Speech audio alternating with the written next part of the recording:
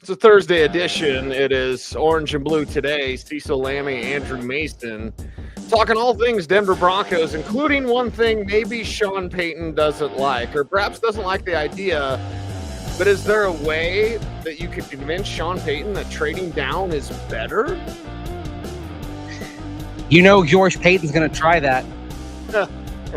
You know how George Payton loves his more darts. I mean, I think there's a twinkle in George Payton's eye anytime he thinks about the notion of trading down and getting more darts, right? More picks. Ooh. More possibilities. Ooh. What could be next for the Denver Broncos? We are here to talk about it. Cecil Lammy, Andrew Mason, and the idea that Sean Payton has to fall in love with somebody in order to, really feel good about a running back. Let's start there, Mace. There are other positions, and honestly, I kind of want us to lead the charge in preparing everybody for defensive tackles. And I don't know if you saw Lance Dearline's latest mock, but Kenneth Grant went to the Dolphins, I believe, at 14. So that may not be a possibility. But is it the fact of Sean has to fall in love with a back specifically, given the depth of this class, given the fact that they, have taken an extra look at Quinshon Judkins? Well, they're not taking him at 20. Even if they move back, I don't know if you take him at 28. He probably is there at 51. So is it merely like over this next 3 weeks, we are 3 weeks from the draft tonight? Is it just merely the fact that, like, hey, Sean's got to find someone he really loves to take at 20 if we're talking backs? Well, perhaps. And also, Caleb Johnson put on his Instagram that he was in the Broncos facility on his IG story. Okay. So Caleb Johnson apparently taking a 30 visit with the Broncos. And Sean Payton, when he answered my question this week about what the traits he was looking for in running backs, he talked about what he wanted to see from the running backs that were on hand, right? And as we know, the running backs on hand, each of them has, in the parlance of George Payton, different flavors. If you pick Quinshon Judkins or Caleb Johnson, and then you push back from the table and say, that's who we're getting, those are first and second down backs. Neither of them are what you would call joker, pass catcher, third down type of backs.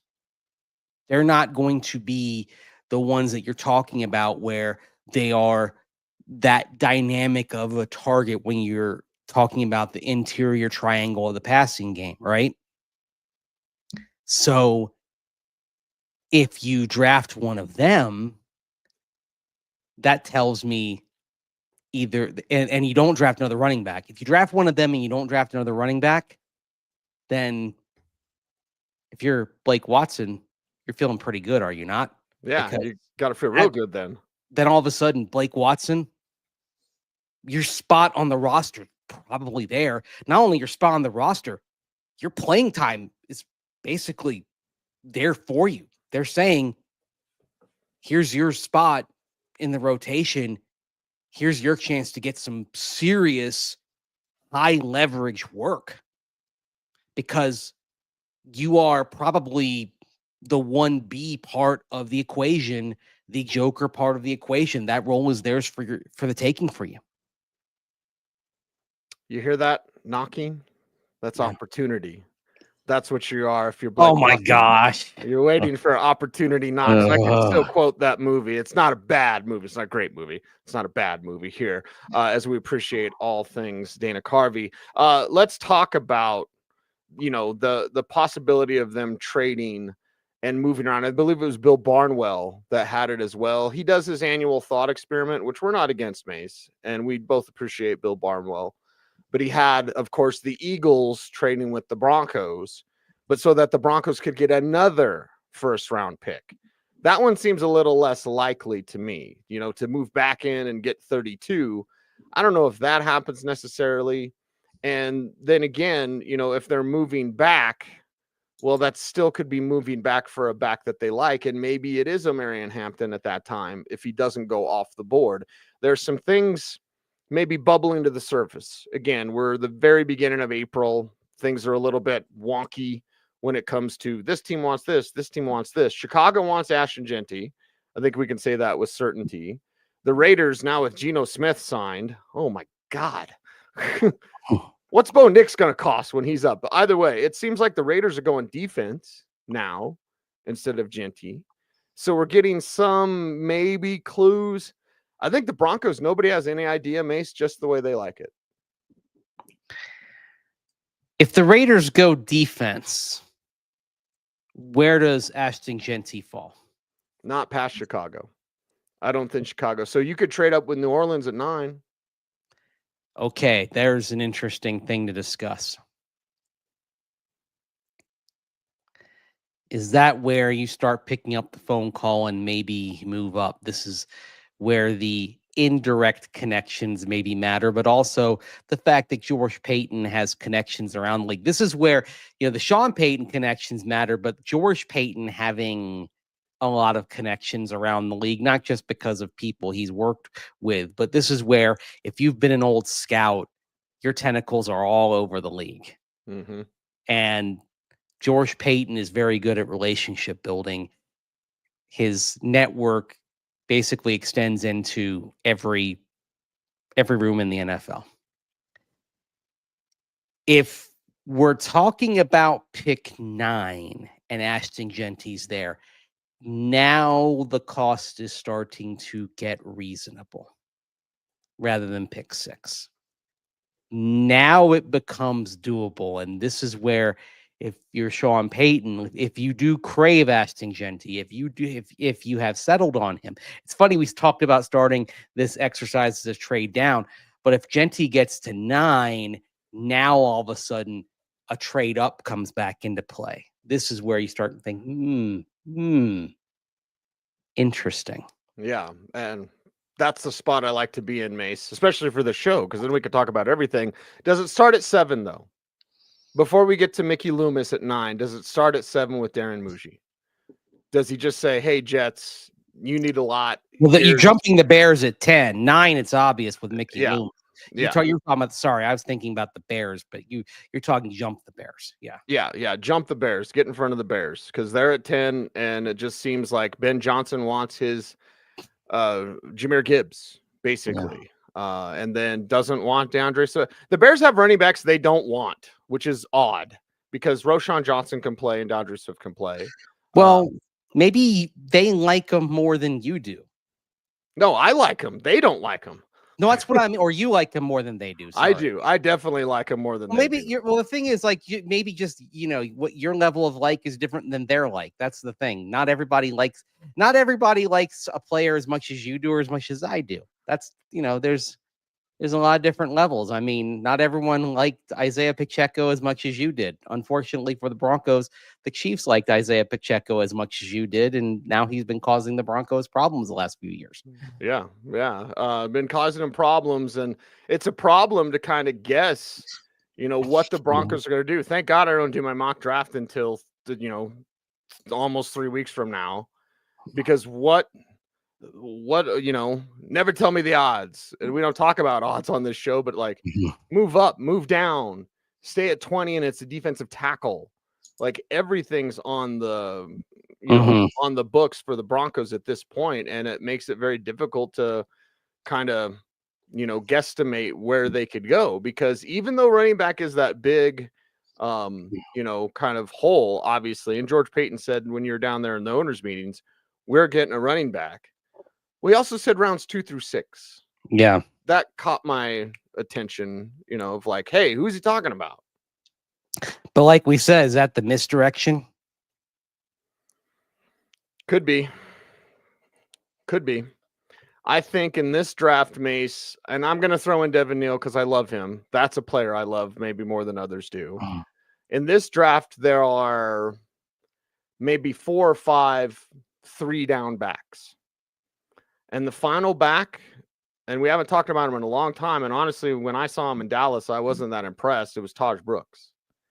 But the way Taj Brooks has impressed, the fact that he comes from an air raid offense and he's going to catch passes, like Maybe you can trade back from 20, even if Hampton's on the board at 20. Maybe you can trade back, not because Taj Brooks is the total answer, but because you feel good about guys like Judkins, who I think is the 2-down banger, like you're more of your Mark Ingram type. Maybe you feel good about Caleb Johnson, and he's been forgotten, Mace. If we go back to January, Caleb Johnson's been forgotten as the second guy. Yeah. A lot of the early draft rankings that people would have had Caleb Johnson. Omarion Hampton has taken over that spot. See, I always thought of Caleb Johnson as potentially leading off the next wave. I always thought of, for a while, I thought he was going to be running back 3. To me, it was always Genty, Hampton, and then the next group. What's happened with Caleb Johnson is, to me, you could have said, okay, there's a case from his RB3. Now he may have fallen behind the Ohio State guys as well, both Judkins and Henderson. He might be 5th running back off the board. That's what's changed. Taj Brooks, the interesting thing, and this is where the perception sometimes changes by what measurements come in. I'm not talking about the timing. I'm talking about the height, weight. Taj Brooks, Texas Tech listed him 5'10", 230. You know what he weighed at the combine? 214. Significant. That's huge. All of a sudden, it's a completely different conversation you have about him. When you're talking about, okay, if he's got some speed at 230, like, man, this guy is a freaking tank, right?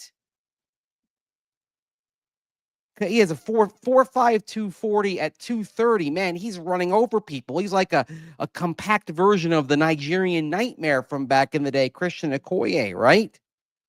Well, he's 214 at 5'9", and he's running 4.52. That's okay. That's fine. Certainly, he's compact. He can be a bowling ball, but all of a sudden, you're not like, whoa, right? And that plus what I thought, like you, was a pretty unimpressive Shrine Bowl week is why he's fallen down the mix. Like, nobody's talking about him being a riser in this pre-draft process, but people are still talking about Ja'Cory Krosky-Merritt being a riser. Saw something again this week about him, and it's like, okay, yeah, well, you're on the bus. We've been on the bus for 2.5 months on Ja'Cory. Right. Nice. Yes. Yeah. What do the Broncos think? You know, if we say elite pass catcher that plays running back or tight end, I'm not necessarily going to say Taj Brooks is elite, but his price tag is pretty good because they'll probably get him with one of those 6-round picks. He has very little buzz, and maybe buzz isn't what we should be judging, but we know Hampton's got buzz. Genty's got buzz. Henderson's got buzz. You know, Taj Brooks not one of those guys with a lot of buzz. And again, for his game, Mace, maybe we weren't impressed because it's practice and there's no live tackling.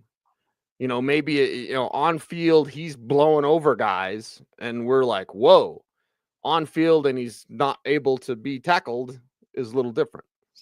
You know what a lack of buzz can mean later on if that player falls in the draft? Value. Chip on the shoulder. Ooh, I like that. Thurman Thomas chip on the shoulder, right? Mm-hmm. And this running back class is so deep and quality is going to slip through the cracks that there are going to be some guys who are there in the 6th and the 7th rounds who maybe thought they were going to be 3rd or 4th round players. There are going to be some pretty big chips on their shoulders when they get to their locker rooms.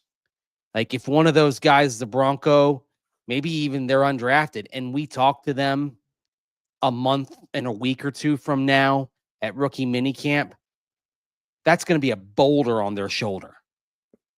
And we know from seeing CJ Anderson, Philip Lindsay, what a boulder on the shoulder can do for a running back who was productive in the college ranks and thought they were going to be drafted and turned out to slip through the draft process and either went lower or completely undrafted. We know what that can do, especially when they come in and there's another guy who's getting all the plaudits, all the praise, all the projection as being that next guy, being the one who's going to play. Well, number 2 in that rookie class might be the one who tries harder, to use an old rental car commercial phrase. Number 2 might try harder and get a lot more work and end up being the guy at the end of the day. You don't know. But you like the chip on the shoulder when properly motivated. And that's how deep this class is. I usually bring up Jordan James, but dude, Taj Brooks. We will have Matt Waldman on again this year, the author of the Rookie Scouting Portfolio. Do you know who one of his favorite running? And when Matt says something, I listen. One of his favorite backs is Taj Brooks. Interesting. Yeah. And a guy that writes a 1,200-page document on just skill position players and has done it for 20 years and has NFL teams by, because Dover asked me on the air, I'll put his business in the streets, Mace, because I said, hey, it's RSP day, everyone go get your RSP. And it's like, who would read 1,200 pages on skill position? I said NFL teams. When NFL teams purchase that product, that's a product I want. It's light reading. It's hope you have a lot of time to pour through that thing. But yeah, so we will have Matt on this show. We'll be talking more about it. But are they better trading down? Again, we can get a lot. We can get super excited about these backs, man. But and another thing is the crazy one on this show. Like, I love the idea of the Super Bowl window being now. I know logically, you could be like, it's not yet. It's not yet. Well, if that's logically true, and it's not yet, because I don't think anyone in that building thinks it's not yet. But if it logically is not yet, then more darts theory is the one that makes sense. That's how you talk Sean into it. Say, hey, Sean, we need these picks this year. I'm telling you, next year's draft isn't that good, Sean. And next year, like, we're going to be in the window. No matter where you stand on the window conversation, Mace, they're going to be in the window next year. Right? This year's this year, but next year, all of us are going to be saying, not just me because I'm crazy. We're all going to be saying it. And if that's the case, maybe that's a way George can talk to Sean and be like, listen, man, we need the picks this year, because then they got a year under their belt when we're ready to make that run in 2026. So this was floating out there today. Somebody tossed this out on social media that, a team like the Giants looking at a mid-first round trade and saying, oh, Denver could make sense as a team in front of Pittsburgh, but talking about the Giants moving up. And the only way you could realistically do that is the Giants sacrificing a first round pick next year to do it. Because I don't think getting up from 34 to 20, I don't think that's doable with just draft capital this year. Right. And I don't know that I'd be really interested in that type of trade, perhaps. Yeah. I wouldn't. I would be more interested if the Giants were willing to do that for a bunch of capital that was in this year's draft class, right? Like, I mean, what's the Giants' draft arsenal this year? We'll have to look, but would it even be? I mean, it's possible they give him everything, whatever. But it's like, okay, second, third, fifth. I like the idea of that. Right now, you don't have a fifth round pick if you're the Broncos. So, fifth, your seventh, your second, and your third. I don't know if that. Okay, they got 34, 65, 99, 105. So I mean, you could tell me. If you told me 34 and 65, I think you'd have my attention. That gets you to pick up the phone. Yes. Because then then I'd be sitting there with, and we've talked about this notion, if you've got 4 day 2 picks and you have 4 picks from 34 to the mid 80s, then you can slice off a lot there. I mean, the only thing is, you probably lose the ability to get a wide receiver that you like, because I'm not sure any of the wide receivers that could really move the needle are going to end up into day 2. But you probably can easily get defensive linemen. I think you can definitely get at least one running back. You might even be able to get 2 running backs if that suits your fancy. And you can definitely get defensive linemen. I keep coming back to Deion Walker out of Kentucky, a guy I like. You can definitely in round 3, you can get your Jordan Phillips there. I know you like him in round 3 as well. So there's definitely quality you can get. 34.65 for 20. You do have my attention, but at that point, you're probably saying goodbye to the clear day 1 3 down back. Yes. Is that okay? Is that okay? uh, It's a good draft. I think you're saying. I think what we're saying out of this is you're saying goodbye to the day 1 home run. And I'm not goodbye to the featured back. You're back to a committee and probably 3. Yeah, and even like a home run, just in general, I think you're saying goodbye to a home run wide receiver. Buka gone, McMillan gone. You're not getting either of them. I think what we're talking about here is you're saying goodbye to transformational skill, and I think you're also saying goodbye. If Nolan and Grant on the defensive line, I don't think you're going to see either of them get to 34. That's gone. Yeah. Nolan would be close, but I still think Grant goes before 20. Yeah. But either way, it sounds like you don't want him to move down, Mace. Honestly. I mean, could Derek Harmon drop to 34? It's borderline. Yeah. You see him around sometimes. Maybe that's playing a dangerous game, though, man. I mean, that's the risk. Is that at 34, I might see it's like right in front of you. Oh, you're sitting there. Your heart might be broken at 32, 33. Exactly. Somebody leapfrogs. Yeah. Howie Roseman, addicted to trading. Maybe you could just send Howie 34 for 32 because he wants to do something. And oh, by the way, at 34, you don't have a 5th-year option on anybody. So, yeah, that's also a difference. Man, that's tough. That's tough. But you do have extra draft capital, so you could 34 to 32 or 34 to 31 because you have extra day 2 capital. You could say, okay, could you send a 4th round pick and rationalize it to move up to 31? Yeah, you could probably do it. Although I hate losing that 4th round pick because you don't have that 5th rounder, and then you got nothing but 6th rounders. I don't like not picking on day 3 until the 6th round. Like, that's a problem too. So at that point, you're saying you're probably not going to have 3 day 2 picks because you're probably going to take at least one of those 3rd rounders and try to split that down to get into round 4 and bolster your capital there. So, I mean, George might love it because this involves a lot of wheeling and dealing. He might be like, "Ooh, I love that." My phone's ringing. Excellent. So, final answer as we got to run for today's show, Mace. Marion Hampton at 20 or Caleb Johnson at 28. And that means, Jalil McLaughlin's like your second guy. What's your preference? I have a preference and it's not B, it's A. I'm on Team O'Marion. I think, with all respect to Caleb Johnson, I think O'Marion Hampton's transformational for this team. Mm-hmm. Does O'Marion Hampton get you in the window conversation this year? I think so. Ooh, then I want that.